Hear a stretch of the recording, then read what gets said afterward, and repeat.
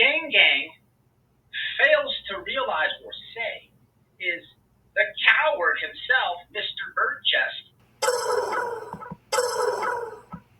is always shirtless. He's hippity-hoppity and singing the rap music. He's always shirtless. He's hippity-hoppity and singing. What they do is they'll start off with a couple of lives talking about true crime and a particular case. They're all doing it, right? Then, once something happens that is a misfortune to them, it is a shortcoming to them, right? They want to call the police. They want to call us paid assassins in Channelview, Texas, on live and say shit like. So right now, I'm pretty sure y'all all seen this video. If not, go to his page. It's called Good Morning. Well, actually, no, this is not the one where he's going to the. I don't know if this is the one that he's going to the police station or not, but he just went to the police station. Like you do the same thing. Like I had to go to the FBI and the because of him, because he threatened me. I ain't never ever in my life been threatened with FBI or CPS. He didn't threaten me with all them things, and that's the only reason I went first, to protect myself. And I didn't want to do that, but I only did it to, protect me and mine, which that's what he tries to say on his end. He's going to the police to protect him. They went to the Capitol on June 6th. No, he absolutely cares about the money. If someone tells you they don't care about the money, run the other fucking way. Because if they're trying to be helpful and there's money involved, but they don't want it, or they're telling you they don't want it, oh boy, go the other way. Okay? So, talking about these motivating factors. I remember this. I just started watching BK. This is how I heard about the Cal City Boys case. They took the child from her. While the first child was in care and custody, she had another child. This second child, let me mind you, the fathers to each of these boys, they have different dads. The fathers are cousins, and they're both.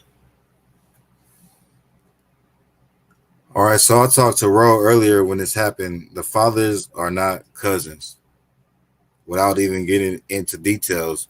And honestly, I don't want to even get into details because it's no need to. Precisely. Honestly. The one of the boys' fathers, so let me step back. So the youngest son, who now is born to his mother, whose brother is in custody, he's born FASD, fetal alcohol. So he's lies. Like I said, I'm gonna try to speak as much facts as I can. I appreciate that. And most of it came from talking to Ro today.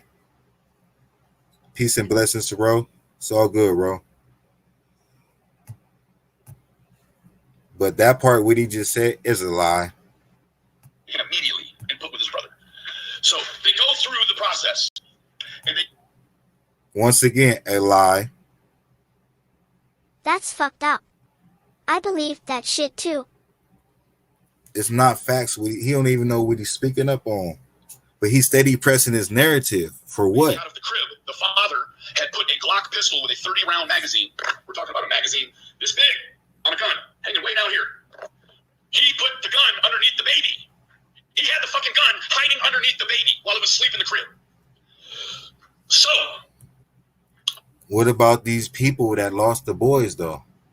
Exactly. Once again. As soon as AB and all of them were exposed on the news by KERO, Bakersfield News 23, exposed AB on primetime TV for harassing this woman who was not eating. They went to her house and threatened her that if she didn't do this, and that, essentially what they came knocking on her door saying that they had proof that she was the mother, the grandmother of the missing boys. Sherry is a very lovely subscriber of mine. So I stood up for Cherry in the Gap. Actually, Doug did too. Me and Doug, we circled the wagons around Sherry, right? They left her alone because me and Doug, stopped the onslaught on Cherry, right? So we finished. So what we're doing to Summer Wells and Don and Candace and the boys and all of that, right? It's the same thing that the online community did to the adoptive family of Trezell and Jacqueline. No fucks. And nobody, I mean nobody, would do the Candace and Don to the Crips. Come on, y'all. 100 Crips, the whole family? I know a lot of gangbangers. I know a lot of, man, I'm from California where it's originated. I never met one whole family that's affiliated. He's right. I can vouch for that. Hence, these two boys are still fucking missing. Still fucking missing. And they refuse to go look at the Crips, right? So I got this guy, Rayshon, right? I'm not even going to go into Rayshon. Fuck Rayshon. I don't got to explain myself to nobody about Rayshon. Fuck all that. Right? So what they do is they say that I ruined the case. I didn't kidnap these children. What I did was I came here and I went there and I told them, don't say shit online no more, and they fucking did it. It has been almost a year. And I hope y'all all heard that That's it. part of the whole life, that he told the adoptive family not to talk. Damn. What the fuck? And we still can't find them. We're hiding from them. Doug ran. Yeah, ran right to his van, took a knife out and cut himself, and then called the police and tried to say that the other guy cut him, and they took Doug's dumb ass to jail.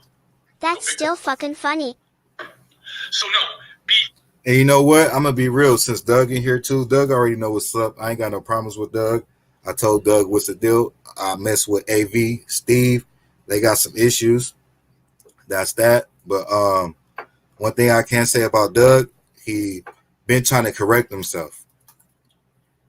And even though he might have got turned down, Steve might not still mess with him, and some of the people still might accept him, he still stayed on the same page as correcting himself. So that speaks a lot. So you could shut that shit up, bro. Yep. I can agree with that. Just like Benny tried to do. He act, you know, his words say he corrected himself, but his actions speak differently. It's like I say, you didn't get turned down and be like, all right, well, you know, I stop apologizing or nothing. You still, and that's the right thing to do, bro. Understand what you did and move on. Anybody that's doing anything good for the boys, he attacked. But why? This is the bigger picture that I'm trying to paint to y'all, because those that come from the Cass Gurning case, that come from the Summer Wells case, look at where he started from. Because if he has a machine behind him in the beginning, most likely it's the same machine that's pushing him throughout all these cases, even if it's just the devil.